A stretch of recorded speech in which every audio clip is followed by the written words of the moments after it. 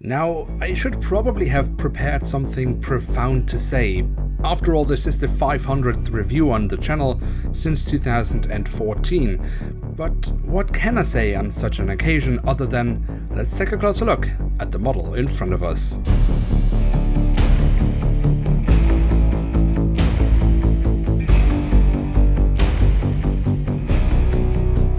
With that, hello and welcome to a new episode of Review, where we today will take a closer look at a Boeing 747-8F of Cargolux. At the front of the box we have a nice image of the aircraft in real life, and the box has the ability to open a flap on the front side where we can get a glimpse of the aircraft model inside and, more importantly, get some background information to the aircraft model.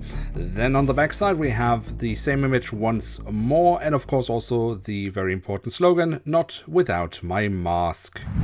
But before we get too far into today's review, it is worth mentioning that this aircraft model does come with a stand. And here she is, the Boeing 747-8F in the Cargolux Not Without My Mask livery.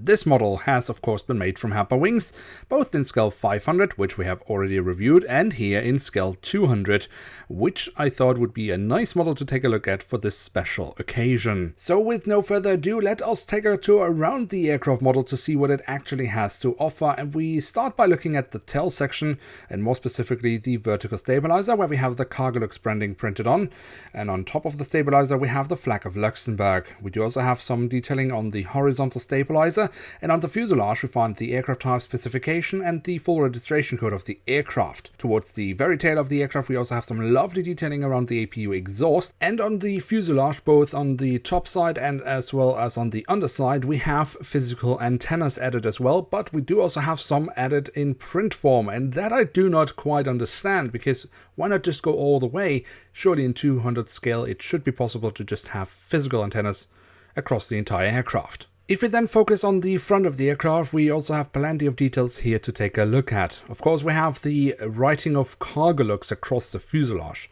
but we do also have the flag of the European Union, and unlike on its scale 500 counterpart, the flag here has been placed correctly. The way you determine that is by looking at the lower edge of the flag and see if it aligns with the lower edge of the cabin windows. Underneath the writing of Cargolux, we then have the much important slogan, "Not without my mask." Next to that, we have the crest of Luxembourg with the writing "the government" and the Grand Duchy of Luxembourg.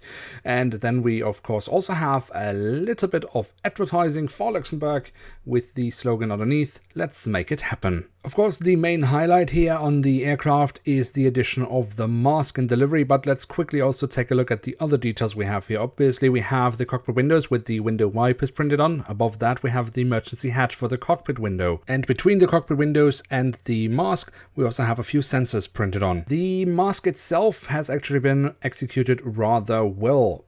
Better than on the scale 500 model, but that's perhaps not so surprising. And when we look even closer, we will notice that Herpa has actually added quite a few more hatches and sensors and markings to the aircraft, which is rather nice. And also underneath the nose we find the Cargolux 50 years anniversary logo printed on. If we then take a look at the engines, we can also see that there are some details printed on here as well, like the silver leading edge or the General Electric logo, but also some safety markings, which of course is rather nice because it adds a lot to a model. The physical detailing of the engines I think is also very good. Herpa has pulled off the chevron nozzles to perfection in my opinion. And overall the engines just look very nicely executed. A funny little detail is of course if you blow into the engines from the front you can actually make the fan blades spin around. And then we can also take a quick look at the wing, starting off with the top side, where we have the different flaps, slats and spoilers carved out rather nicely. We do also have the marking as to where to walk on the wing. However, that is just a thin black line. There's no writing specifying any of that, which I do believe there should be on the top of the wing. The underside of the wing also looks very nice. Here we also have the full registration code of the aircraft once again. And then in this case, Herpa has actually added the landing lights as a little printed detail. Then we can also take a quick look at the landing gear, and I think Herpa excels with that. Very highly detailed, very nicely executed wheel caps that look great, but also, most importantly, The landing gear is actually surprisingly sturdy. But what I have to mention is that unlike with other Scale 200 manufacturers, the landing gear is fixed in its position. You cannot remove it, you cannot spin it around.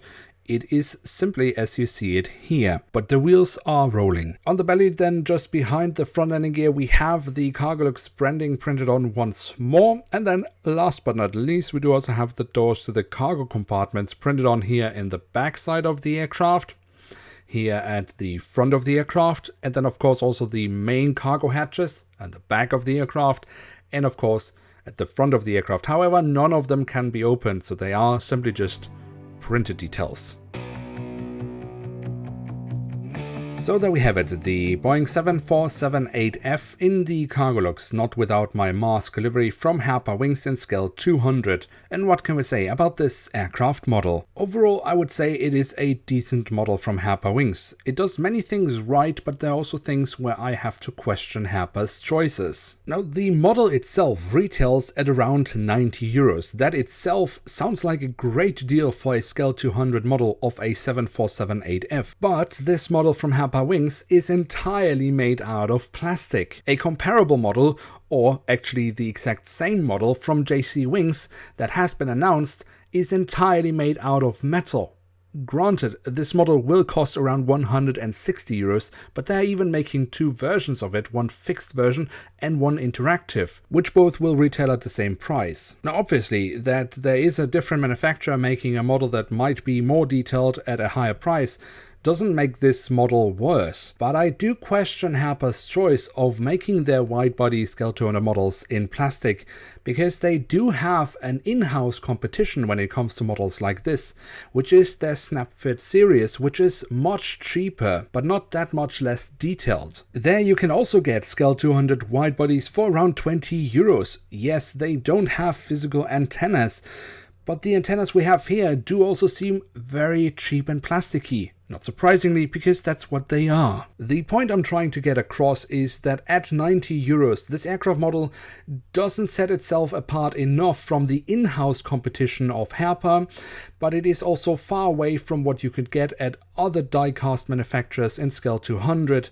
which retail at a higher cost, but you do also seem to get more for your money. Still, if we look at this model individually, it is not a bad model from Herpa Wings, but I really do not think that this model can captivate any incarnated Scale 200 collectors.